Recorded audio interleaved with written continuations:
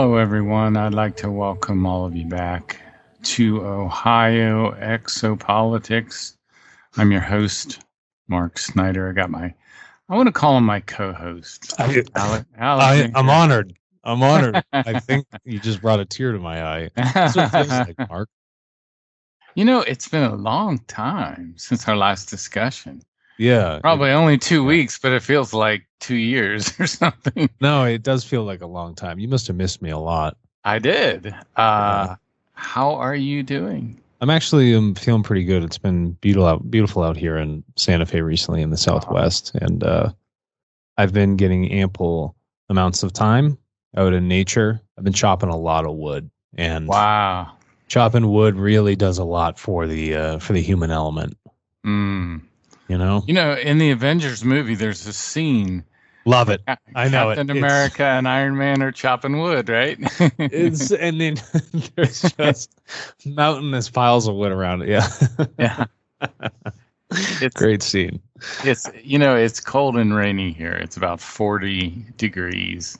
But we had some sun yesterday. But you guys are having some serious sun, it sounds like. Yeah, there's plenty of sun. I wish we were actually getting more rain or snow to actually come through, but it seems to be pretty temperate and mild right now. We had some snow on the ground. I'm not a huge fan of snow, but it can be beautiful. I mean, you have to kind of adjust to it. No, it is. It's a beautiful thing. The interesting part about snow is snow creates an insulating layer for the soil. And there's a difference in temperatures at different levels in the Earth's substrata that actually move specific nutrient salts back up into the root profile of a lot of plants, actually of all plants. So it's very important that those insulating layers actually get in there without even having to have a permafrost underneath. It's very, very good. So snow moves salts into the root system of plants. Yeah, so not just salt in the sense of like what you're putting on food, but there are nutrient salts, rare salts that are very, very important for mycorrhiza and root structures of plants. And what happens is those salts actually they're transport mechanisms, and they help move a lot of other things that are extremely important for the healthy growth of the flora on the surface. But that snow insulating layer creates a differential. So what happens is you have this cold top, and then you have a relatively normal, like 6 to 10 feet down temperature grade.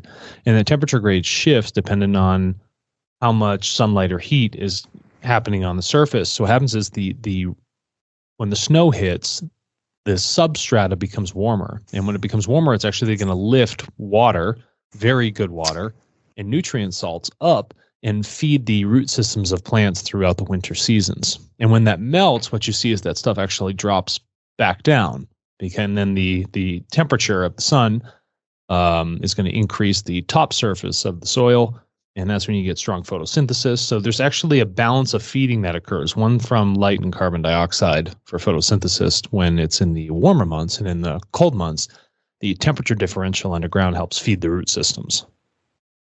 So, I think salt's very healthy for a human being. Oh, yeah. To take in. Yeah. People don't realize that. Give me potassium, more potassium. No. A lot of times it's the salt that they need. Mm-hmm. Yeah. And it sounds like what you're saying, snow is critical for plant health. So it's super critical, especially for the type of plants like in your area. Nope. Like most people, when they look at mountains, and they're like, oh, well, the snow is melting on the mountain and it feeds the downstream rivers. Really what's occurring is when the snow layers on top of the mountain, the water is actually stored inside of the mountain. And the temperature differential actually pushes it up, like almost through the pores of the mountain itself. And that's what feeds down into the fresh spring water. It's not really snowmelt you're drinking. So winter is a necessary thing. So incredibly necessary. Yeah. Wow. The seasonal changes are very, very important. I mean, you can live in areas that have relatively the same temperature. Like, for instance, I was just down in Mexico. You know that. Yeah. It is relatively the same temperature, but when the temperature drops, the Earth's crust is extremely sensitive to those temperature changes. So they still have those fluctuations in nutrient salts and water in the crust, but not as much as you would find, say, for instance, up here, or in your region. Did you read this from the Meyer information? No. I've read most of the work from Victor Schauberger. That he was an Austrian tree farmer. He's a brilliant individual. Incredibly brilliant. Yeah, he's fabulous. Really, really fabulous. He had such a keen eye for observing nature and then seeing what laws existed within it. And that started with riverways, and it started with half and full water cycles of mountains. And then after that, he started to look at the gravitational elements of water, or almost like a cold fusion process through vortices. He did a lot of really neat stuff. Did you order Victor Schauberger's book? I have all of his books. How many does he have? Well, he wrote a lot of papers in somewhat scholarly journals out of Central and Eastern Europe. And those have been translated and compiled into books themselves. Mm-hmm. So he has books on farming. He has books on water technology. He has books on just anything that has to deal with nature. He's got it. So his book is written in German, I guess, right? Yeah, they're all written in German, and they've been translated into English. Oh, okay. So you're reading it in English. Yeah, there was I forget what Kyle Coates might have been his name, was the translator. He did Calum Coates, something like that. Did a fabulous job translating the work of Victor Schauberger. That's such interesting information. Yeah, Victor Schauberger. Wasn't he involved in building some kind of weird craft that would anti-gravity or something? Victor wrote about this. Victor was asked to go to Central Germany. The Nazis asked him to come over. Mm-hmm. And Victor had a meeting with Hitler. It was supposed to be a one-on-one, but there was one other individual in the room. So Victor had written about propulsion effects through trout in riverways, and how they had the ability to actually shoot upstream, and the anti-gravitational effects of what was happening inside the water with these toroidal functions that were happening. The Nazis had picked up on it and realized that there was a little bit of value that could be used for aircraft propulsion. So Hitler had gone in, and he had a meeting directly with Hitler, who had asked about these questions. It was like a 15-minute meeting. But there was a physicist in the room. I'm trying to remember the Nazi physicist. The name is escaping me. We would know the name. I'll have to look it back up, and I'll share it with you, Mark. But when he was in there, it was very observant, and then a lot of that information was used to actually design the original De Glocken, or the bell, which was the anti-gravity craft that the Nazis were designing back in the day under their secret projects. And then they created a couple other. What was that? Who was that gentleman we had on the show sometime back? Augie Nost. Yeah, Augie Nost was talking about this, and they had he had another name for it, the craft that they were making. But all of that, the Hanabu. Yeah. So all of that work had stemmed from what Hitler and his group was channeling, and then pairing that with the work of Victor Schauberger. Now, the interesting part about Schauberger is Schauberger had no respect for the Nazis. He had no respect for formal education or scientific institutes. He was a man of nature. Yeah, none at all. And what's funny, when you start to see the journey of Victor, Mark, over time, people were making fun of him, like, no way, that's not possible. Like, you're a liar. There's no real scientific inquiry into this. But all of his statements had quickly been proved by water engineers, hydrologists, and physicists over time, when they started to really dig into his work and let their pride go and understand that this guy actually had something quite valuable to say.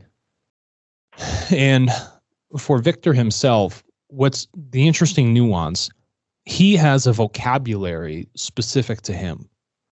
So wherever Victor was taught from, or whoever he was taught from, had different conceptual structures of nature, which at first, when I was reading it, and I praised the gentleman, Calum Coates, I think his name was, that did the translation, because the difficulty in learning this new vocabulary, and at first I'm like, this is so off. Why wouldn't you just describe it a different way? But you begin to realize that his descriptions are actually quite apt and perfect to what is occurring. And it required a new type of vocabulary, because the old vocabulary that we were using, right, say for instance in German, had scientific elements to it, but were almost restrictive in the sense of really describing what was going on. So it needed new descriptive words for what was happening in nature. So there's this whole like glossary of terms that you have to get used to when you're reading Schauberger. But then once you know it, you're like, wow, that's quite incredible. I remember there's this one story, and then I'll shut up. No. Continue. There's this one story when Victor was out late in the evening in the winter, and he was trying to understand why these upper alpine lakes weren't freezing over. Doesn't make sense. Temperatures are close to sub-zero, and at least the top layer should have been frozen. And he was curious as to how these secluded upper alpine lakes, ones that didn't feed into anything or weren't fed by anything else, weren't becoming stagnant. They weren't becoming plagued with algae or all those other things that you find of non-moving pools of water. So for weeks, he would go out there and observe, and nothing was occurring. And then he began to go out there when it was getting closer to a full moon. And so on the banks of these upper alpine lakes, secluded alpine lakes, under the full moon, he watched something really cool occur. He watched that under the moonlight, there would be logs on top of the water from like falling trees, like big ones. And then they started to swirl in a whirlpool. And to him, in his concept, he's like, how is it possible that something not fed by anything else and lacks total current whatsoever could have a whirlpool that's occurring? This doesn't make any sense. So he began to observe further. And then he noticed that the logs themselves were, when they were spinning, they got pulled down directly into the center of the whirlpool. The whirlpool collapsed on itself and then exploded up and launched the logs up in the air. So the lake, this upper alpine lake, or lakes plural, were refreshing themselves. And he could not understand how this process would occur if there weren't any currents occurring from the outside. And what he saw is that the moonlight created just enough of a temperature differential on the lake itself, where the lake could have these positive negative temperature swaps that were occurring and generate a toroidal structure that would allow the lake to pull the water in and completely reoxygenate and refresh itself through this through the water sort of pouring in and exploding, much like if you were to take a cannonball into a pool like yourself. Imagine that same function, but that's what the lake would do itself. And you realize that all of it boiled down to these temperature differentials. So it's you've got a positive and a negative charge in there somewhere. Is that what's causing the rotation? That's what's causing the rotation, and they're changing places consistently. And those charges could become enlivened with enough moonlight or sunlight or some respects, but at 39.4 degrees Fahrenheit, he had realized that this is this special point when water becomes as dense as it gets with its nutrient salts. It's the finest, richest. I couldn't get into the words for you because it wouldn't make any sense right now unless you had like a lot of context for it. Okay. But there's a temperature water needs to be at to maintain its absolute most dense and best form, right? Really dense water, which can carry all these beautiful, rich nutrient salts with it.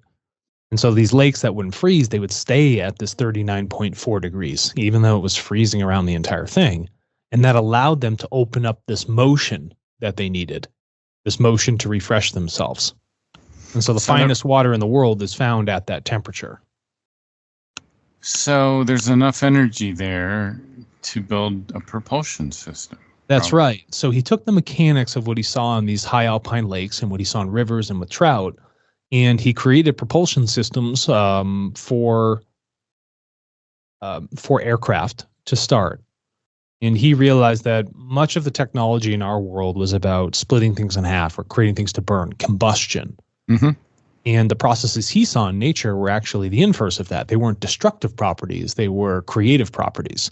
Mm. So he just copied those creative properties and almost had an inverse propulsion system to what the world was really used to. And that's what the Nazis had later picked up on and said, this is quite incredible. And they took that into their own research. And that's probably what the deep state is using now for the real propulsion system. Yeah, I would say that there are aspects of it that they would use. This is probably early days anti-grav propulsion. Mm-hmm. But we have probably found over time that certain elements can be used to create this same sort of process, this toroidal function process that would allow you to create that field or create that propulsion without the need for splitting atoms or destroying things or combusting material. Okay, let's take this topic, and we're going to have to remind ourselves to do this topic again, because there's multiple shows in here, wouldn't you say? I mean, there's a lot to talk about. My goodness, even to clarify everything. Billy talks about clarifying your thoughts. Mm-hmm. This is astonishing. And so we live in a time where so much knowledge has been covered up. Yeah. It's incredible. No, it really is incredible. And there's two parts to this. One, the people who cover it up typically want to maintain power. Right. Got it. I understand. The other aspect is these individuals who cover it up also really have a better understanding for the use of this technology. Sure. And the other flip side of it for me is if everybody knew about it, it probably caused more problems than good. You think so? I do, because the delta is so large between human consciousness and the state it sits today and where our technology is, say 1,500 to 2,000 years beyond where our overall evolution is as a society. Okay, now, when you say that, you're talking about this advanced stuff that's hidden. Yeah, so what I'm trying to say, like even super advanced artificial intelligence, these things are so far beyond where society would know how to use it for its best and most purposeful good and use it for their own evolution. It's better to not have these things really released at this point. It wouldn't do us any good. No matter how much someone says, release the tech, give us all this would fix our world. Well, the world's frankly fucked because the whole collection of society hasn't evolved enough to recognize their interactions with nature. So why do they think that given some high technology will fix things for themselves? Inevitably, it would just make them hurt themselves further. They wouldn't know how to use it properly. Yeah. So I get the other side of the coin. And there's a lot of the stuff that we're not allowed to use. And we're stuck using gasoline. But the gas isn't the issue, really, at the end of the day. No, it isn't. It's not the issue. So we really haven't learned. So how can we expect that someone gives us a new tool and that's what's going to finally have the inflection point for our learning? It's not going to happen. It won't happen. Okay. I'm going to change gears just a little bit. There's just so much to cover here. No problem. Okay. Have you been experiencing any kind of time compression? Yeah. Like I've noticed when I'm working on things, I'm in the flow and hours can pass. And maybe I feel like I've only been sitting there for 15 minutes, but it's actually much longer. I'll give an example. You've had it. I was meditating last week and sat down. It was probably, 9 o'clock to meditate. I'm pretty pattern driven with that stuff. And I go to get up and I thought 15 minutes went by. So I go to stand up. My whole lower half of my body's completely asleep. Completely keeled over, fell. No idea. Really? Look at the clock. It's 10:15. So how much time was it? An hour and 15 minutes went by, and it only felt like seriously a moment for me. No kidding. Yeah, there was this crazy point of time dilation when my thoughts became so still, and then when I came out of it, I don't know what happened. Something moved me out of it. But whatever had occurred, I went to stand up, and I'm like, all right, it's time for me to go to bed. Couldn't even stand up. Fell right over. Wow, It was that's an absolutely amazing. like limp noodle from the waist down because there was so much of a dilation. I forgot about, like almost the body in a sense because I was in the meditative state. But that it's a very real thing that you're talking about. Yeah. And for humans, as they age, they start to feel this too. And people are like, Hmm. oh, I remember, just yesterday I was, 18 years old or whatever. Exactly. As time moves forward and you begin to age, there is also a compression of this time in your hyperlocal sphere for you. So how you are perceiving the world begins to change, and you are forced to make more valuable decisions because your time is increasingly feeling more limited. Hmm. It's become increasingly limited. It sounds like a dumb term, but that's what it is. And that's one of those things you have to wrestle with. So as I'm coming to the end of my time, my mortal body, these things are feeling compressed, and I have to say, okay, am I resolving what I need to resolve? Am I doing what's truly important? Am I it's everything is designed to help you really find a point of evolution and truly not be stagnant over a life. To be stagnant over in a life is to live a short time and kill yourself or be killed by someone. But if you tend to live to some sort of age, beyond some point, you'll feel these compressions. And even for people that get sick, they start to feel these compressions of time. The meditation that you were having, so you lay down and you do your meditation. No, I sit full lotus. You sit full lotus. So that's even more significant, I think, because that's not easy on your body in a way to sit like that. No, I guess not. I suppose I've maintained good flexibility over time. Okay, so it doesn't bother you to sit there for an hour and a half. Well, it kind of bothered you because you fell down, right? I don't know until after the fact. Wow. So sometimes when I come out of a meditation, you really do got to be careful because you will fall over. I have to stand up and just stand in one spot because I have to let all the blood and all the nerves wake back up in the body because they've gone to sleep for a little bit, allowing. And what's cool about that process is that it forces many of the neurons in the brain to fire up because there's less of a need to focus on the feeling and sensations of the extremities of the body. So the brain fires up in its capacity. So if you can turn the full brain on in its neuron capacity, but reduce the thought patterns that you're having, now you're starting to unlock this beautiful equilibrium state that occurs during meditation itself, right? The meditatio. And so when you're in the meditatio, that's when things are really singing. That's when you can feel into the true elements of like peace and what it means to be a human, to be one with creation itself. So when you do this meditation, a lot of times, like when I meditate, I'll just do it in a recliner. Sure. Is that okay? Or I think it's okay. Not as good. It's okay. I wouldn't suggest it. So for people in recliners, people that want to start meditation, they do it laying down. More often than not, they end up falling asleep. I mean, sometimes that's a blessing too. Yeah, no, it could be, but it's not doing all of the good of what you're trying to do with meditation. Laying down meditations where you're actually like in a sleeping position or reclined is probably one of the more advanced sleeping meditations. Really? More advanced meditative states. Yeah. I wouldn't recommend it as someone that was starting meditation. I'd recommend an upright chair, or I would sit down and get in the lotus position and meditate. Okay. Boy, I'm going to change gears now. Go for it. Prepare yourself. Have you ever heard of Dr. Carol Rosin? No. Okay. She worked with Werner von Braun. Yeah, Werner von Braun, yep. And she was the founder of the Institute for Security and Cooperation in Outer Space. Okay.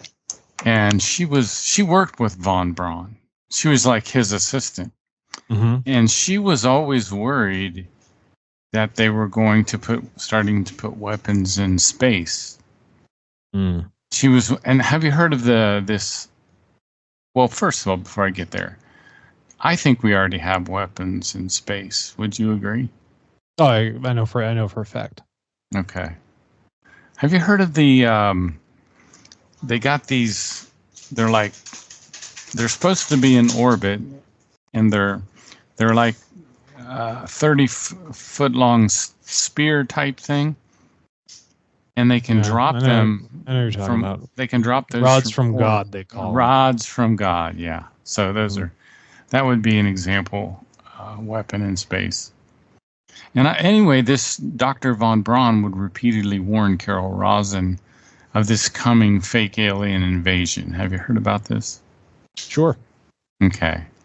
And so I wonder if the deep state is going to start using some of these advanced disc crafts to attack the United States and the world. Okay. There are there's two things going on here, Mark. I think so. And the first one is that people who create special types of wartime military technology are always looking for an excuse to test it in the field. Yeah. All right. So in order to test some things that the public would inevitably see, you would need an opportunity to test them. That was not too much of a jump for the public to like connect from point A to point B. Like, oh, that's reasonable now. I get it. Oh, don't get me wrong. We've been building anti-grav craft for a long time. And most of the ones that we create are drone driven, like robotic. Yeah. There's no actual people in them. Safer that way. Yeah. In the case of what you're talking about, we know that Russia armed a bunch of nukes, right? Because NATO took a bunch of U.S. missiles and placed them way too close to that country. It's like inverted Cuban Missile Crisis. Exactly. So dumb. Yeah. But when that occurred, there's a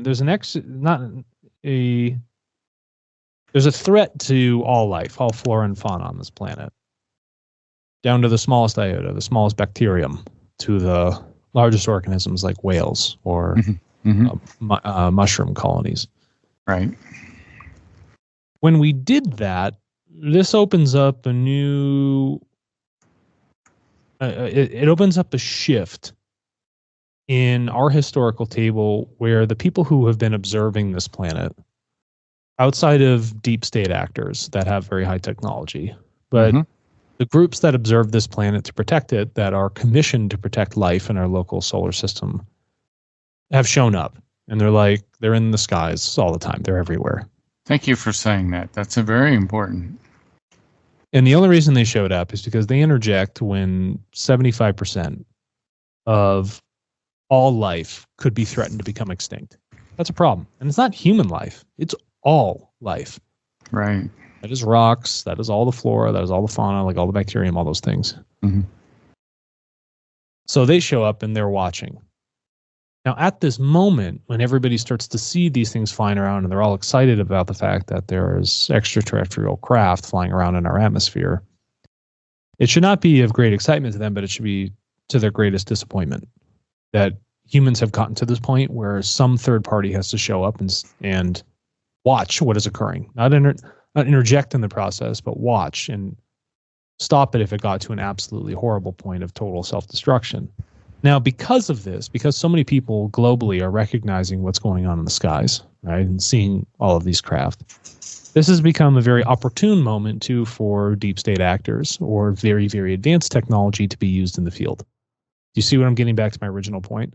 Continue. Now there is a moment when this tech can be used because it's now within the frame of reference. And for the public, it would be hard for them to discern what would be, I would say, in a simple term, alien technology versus domestic Earth technology. You feel? Yeah. Right. And so that's where we stand today.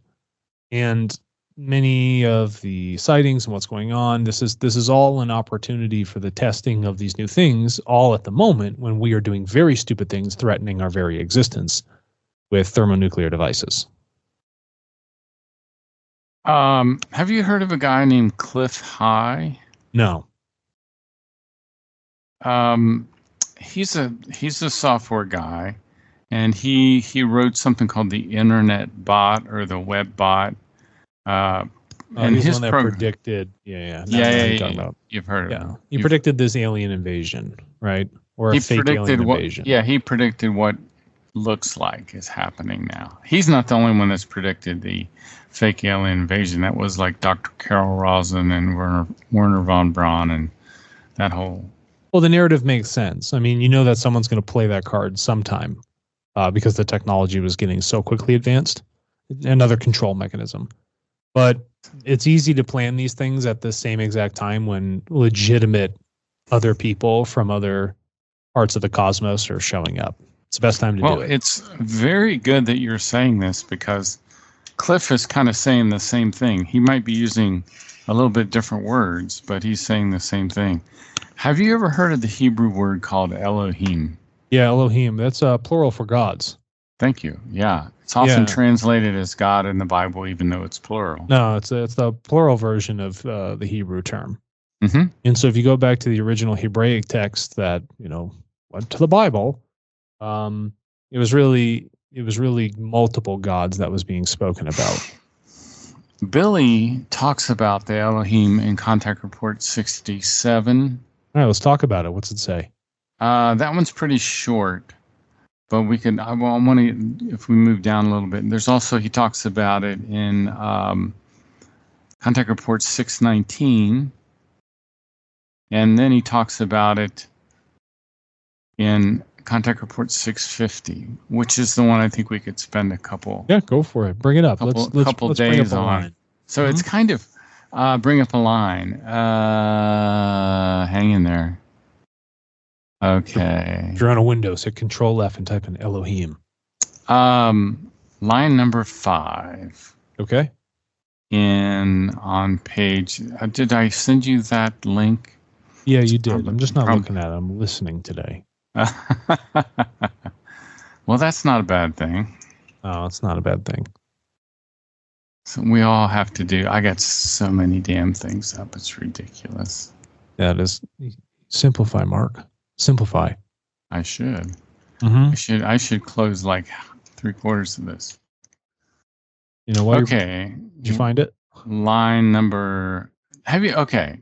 He starts talking about the 144,000 extraterrestrials. Should I read some of this, you think? Yeah, go ahead. Let's discuss it. It's very interesting. Billy says, of course. Then the following, which would interest me, namely the matters of the little more than 144,000 extraterrestrials who came to the Earth from the subsequent peoples of Nocodamian and who and also died here. Their spirit forms were and are since then on Earth, of course, always classified as reincarnation, even in the bodies of newborn personalities again and again.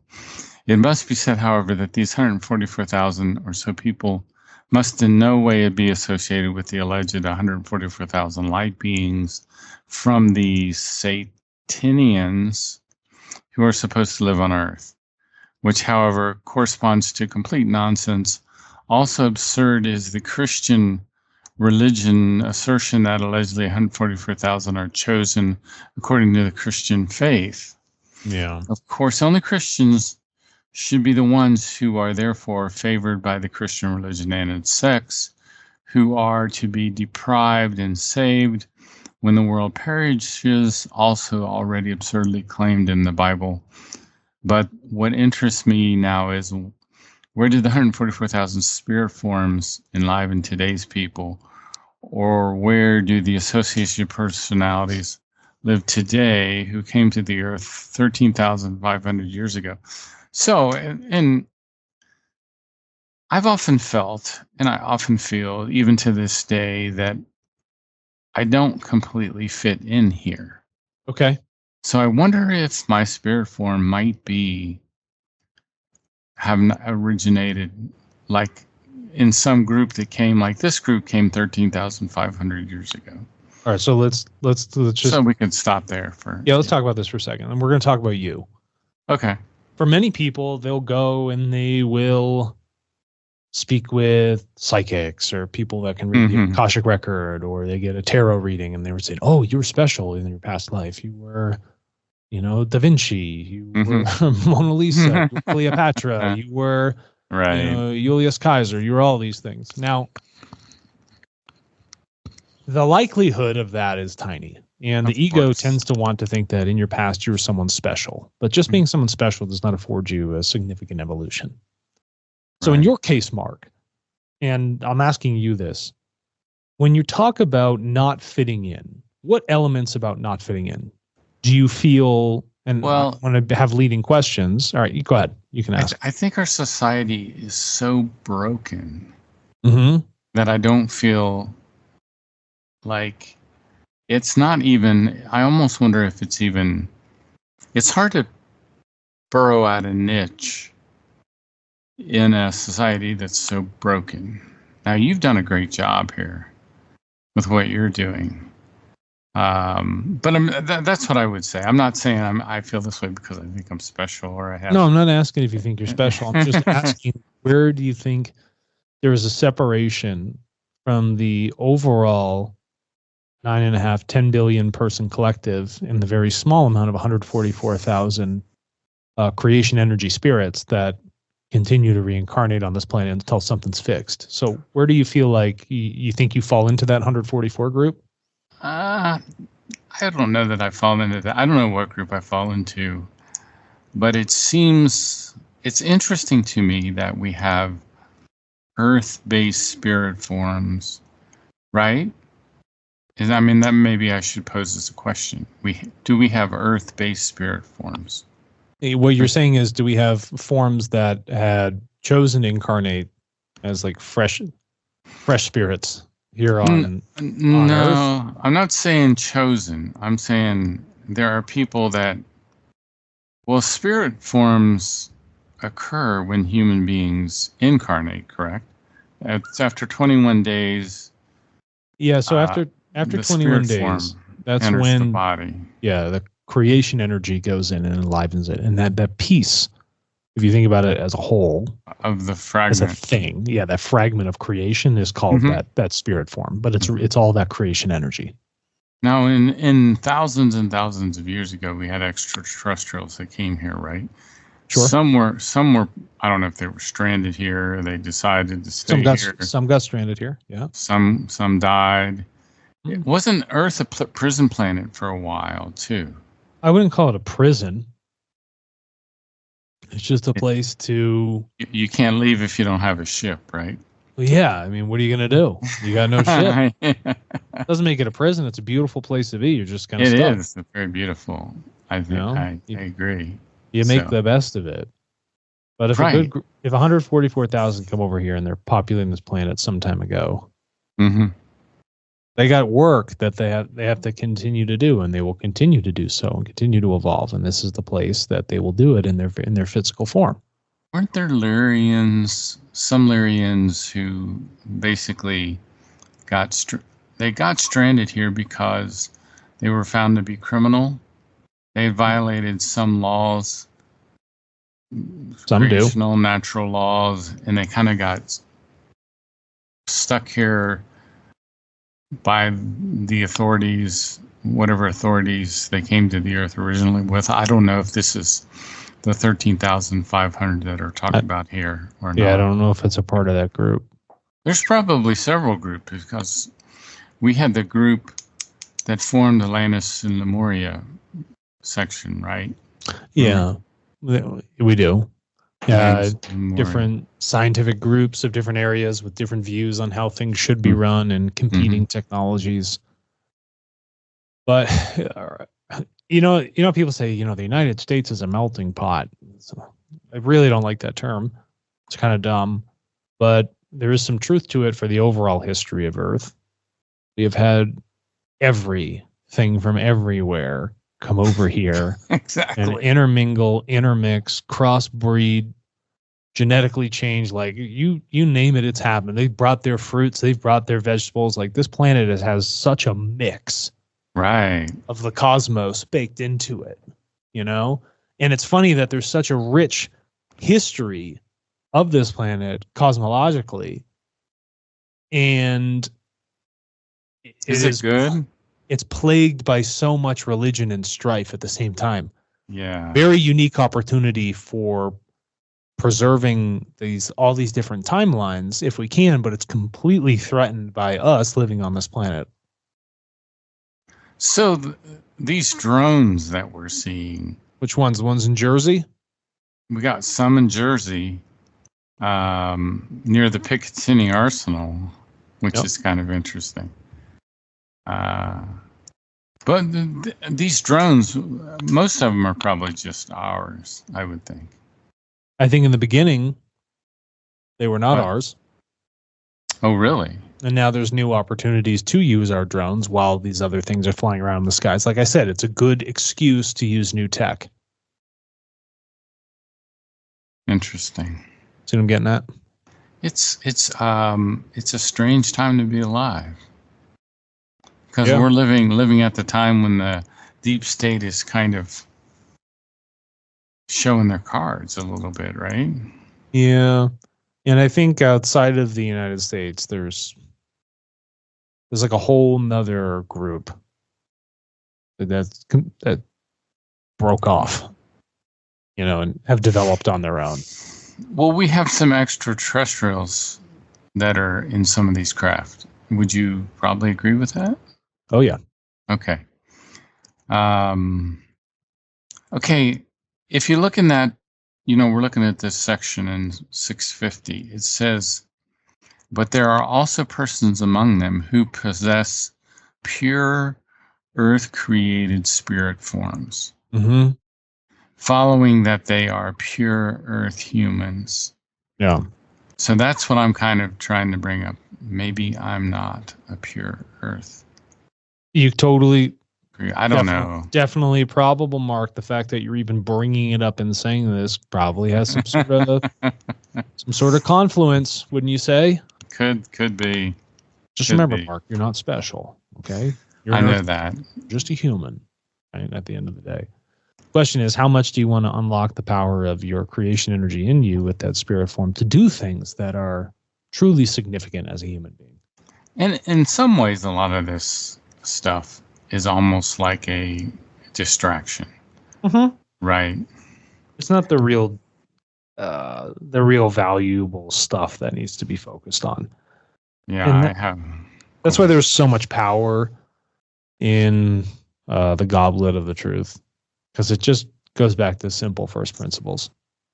Let me ask you this. I had sent you this whole long thing of important things to tell yourself. You want to go through a few of those while we got a little bit of time? I'd be happy to. I love this one. Here's one for you. I am confident. I am optimistic. I am enthusiastic. I am cheerful. I am relaxed. One thing that I always find is when my thinking goes away, I'm not cheerful. When my thinking is wrong, when it's, not neutral, positive, I lose my cheerfulness. Cheerful is also a temporary state. Ah, good point. Yeah, you can.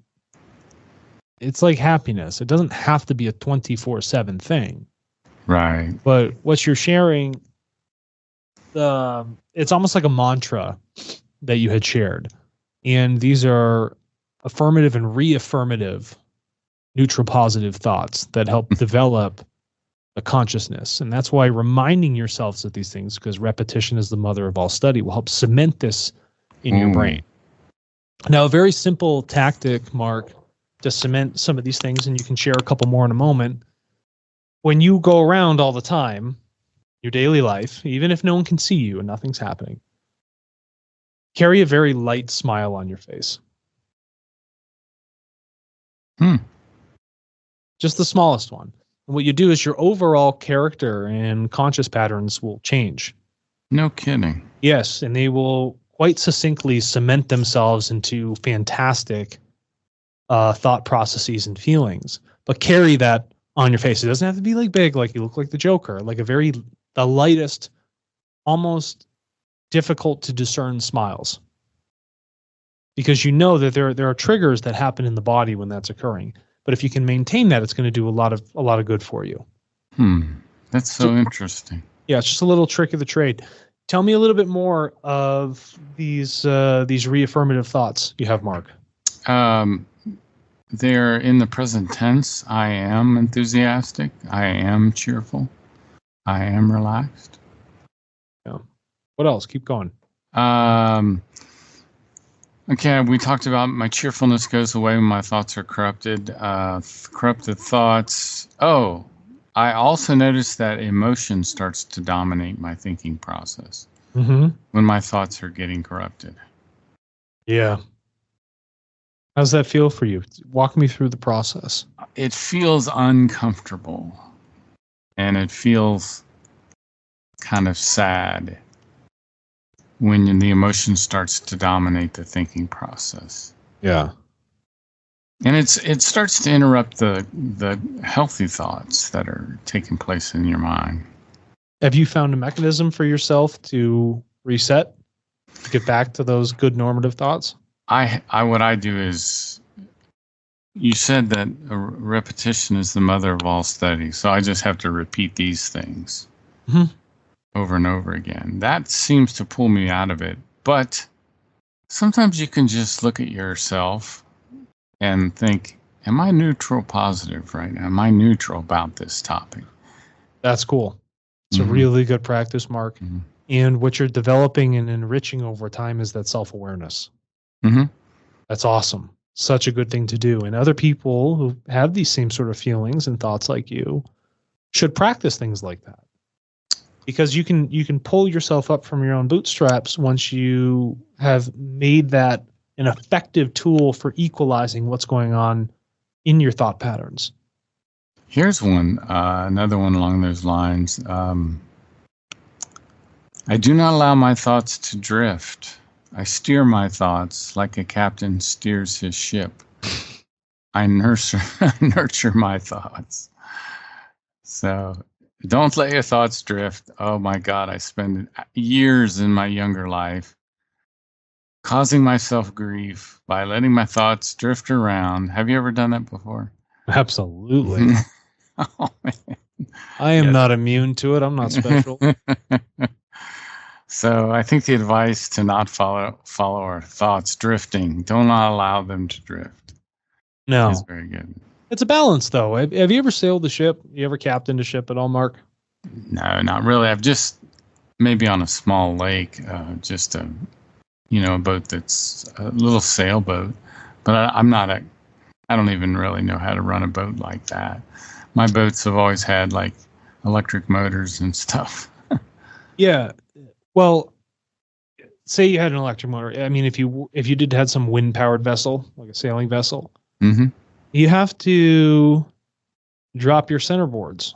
You have to understand the wind. You gotta have a rudder, is what you gotta have a rudder. You have to look at the currents. So what happens is there is a drift. There's a natural play that happens within nature, which can happen within your thoughts. There's an endless amount of possibility, things occurring in that system, whether it be an ocean system or the system of your brain. You got to use that and guide yourself within it, because you can be adrift. You can get lost, but you can find direction by channeling all of the energies of those things with directed focus to get yourself where you need to go. You can use that as use the motion of what was distracting, the motion of those energies, the motions of drifting thoughts, and then bring them in and collect them with your own specific self-aware thought process. That allows you to have that guidance. That allows you to captain the vessel of your mind, right? So you're no longer drifting. You can then nurture those things. Nurture it like the wind within your sails, and it will give you the directionality which you occur. But you have to respect and be able to recognize when things are adrift, when there is a lack of direction. But all of that is there, that material is there to allow you to propel yourself, to give you that sense of motion. Here's another one. I am the master of my own destiny. I am the forger of my own fortune. I create my own good luck. That's all. All that stuff's great. It's fantastic stuff. Yeah. But how few and far between are there people walking around reminding themselves of this? What's funny is that this is not anything novel, Mark. This is stuff we know but choose to ignore. Mm. And we don't live what is truthful and right and obvious and use that to its maximum extent, but try to maximize things in states of confusion, which doesn't really work well for us. But it's a simple thing to just walk around and remind yourself of these elements that you're talking about.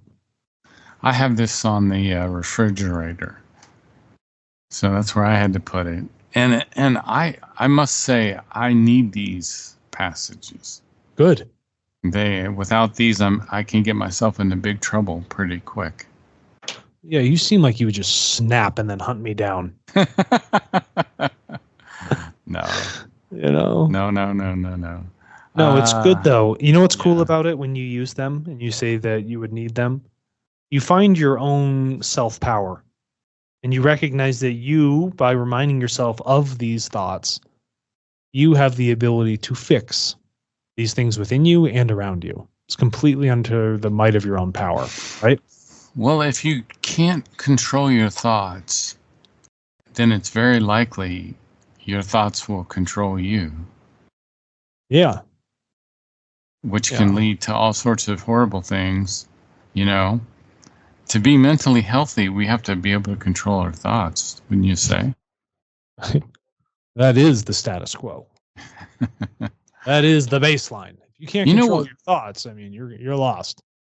That one that says, I am the master of my own destiny. I never realized that until I actually read that. How come? I didn't know that. I didn't know that until I read it from Billy. Why did you think that somebody else was in control of your destiny?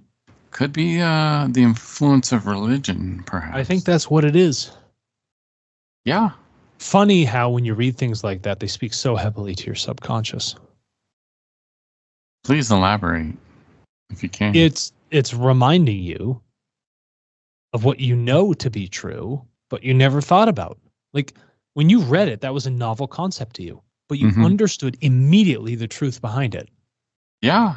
That's the great power of these things, because it's not just speaking to Mark Snider, but it's speaking to the greatest depth of his all my block. Personalities. Yes, that's right, Mark. That's right. I was in a meeting the other day with someone. Yeah. And I said, your subconscious is logical. It's very logical, but we lie to it all the time with our consciousness. He's like, what are you talking about? I said, if your subconscious wasn't being logical, your body would just fail you. Nothing would work. It could never rightfully pass an unconscious impulse through the subconscious and into the consciousness. Everything would just collapse on you. But you go around thinking that, well, your subconscious drives you to do stupid, irrational things. No, it doesn't. That's your consciousness. But you're blaming it on something that you think has total control and power over you. It doesn't. It's a regulation. It's a filtering mechanism. So you were just saying that your filter is broken. They're like dumbfounded to hear something like this. Wow. No, that's very interesting, man. And that's why you can't just will yourself into good health. Like, you're dying, you're ill, you have all these things, and you say, oh, I'm healthy. No, you're not. You're fucking sick. Your subconscious knows you're sick. Don't lie to yourself. You're doing a double negative. Recognize what's occurring, and then do the things to transform yourself, and then be real with your subconscious. Because once you become real with that process and you don't live in this delusional state, now you get these unconscious impulses fed through the subconscious, and your consciousness can act healthfully. But it wasn't doing that before. So that's why those methods of psychotherapy where people are like, I'm positive, I'm good, everything's great in life. No. What you're doing is you're completely ignoring the realistic factors of what's occurring, especially when your subconscious is going to know. So now you're like creating this huge fighting mechanism internally when your body and mind are already sick. Don't do that. This topic that you're getting into now, we have to also remember to talk about that again. What do you want to talk about? Well, like we're quoting these passages, but that doesn't mean like I said, I am confident, I am optimistic, I am enthusiastic, I am cheerful, I am relaxed. But if I'm driving a car and I start quoting that and I get distracted, I could have an accident. Yeah, of course you could. Of course you could. Nobody drive behind Mark. When Mark's on the road, avoid his car at all costs. So, like you said, this doesn't mean that we're making ourselves blind to the bad things that are happening. No. Go elaborate on that. It's just you can't drive yourself into an unreal state by being overly positive. Because in doing so, it makes your world very unrealistic. And you can't truly have a negative positive approach unless you are a positive neutral approach, unless you understand the negative. So you can say these things, affirm these things, but you have to recognize you cannot ignore the other. Your subconscious knows the other. Your conscious knows the other. Both of those things know it, but you're choosing to ignore it and only taking a highly positive approach, and you're completely out of whack and out of balance. Now, the power of your healthy thoughts does play a role in healing your body, though, correct? Oh, absolutely. You don't want to have negative thoughts all the time, but recognize those things which are negatively polarized and affirm the things which are positive and recognize where things need to be fixed. Like if you were an alcoholic for 20 years and then you stopped, you still have to realize that there's damage to your liver, right? Of course you do. You can't say my liver's fine. I'm no longer an alcoholic. Or you're ripping a fifth of Jack and you're like, guess what? I'm not an alcoholic. This is fine. And it's like, no, you're still doing damaging things, but you're taking on an attitude which ignores the reality. You can't do that.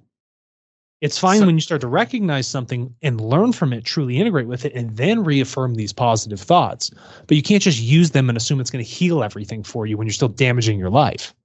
Right. You still have to be acknowledging the reality of the situation. Yeah, you can't just use the words and not put in work. That's what it is, Mark.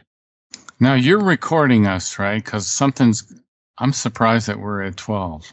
It should have. I am recording us. Okay, good. So I think our show's over is what I'm trying to say. All right, sounds good. Well, look. But I love chatting with you too, man. It's so healthy. So we'll be 2 weeks, right? Yes, we will. Yes, okay. We will. And I promise I will bring a couple passages. I was a little busy. Didn't prep the ones I wanted, but I will bring some as promised, okay? Not a problem, Alexander. Thank you. Have a great week. You too. Much love, my friend. I'll talk to you soon. Bye-bye.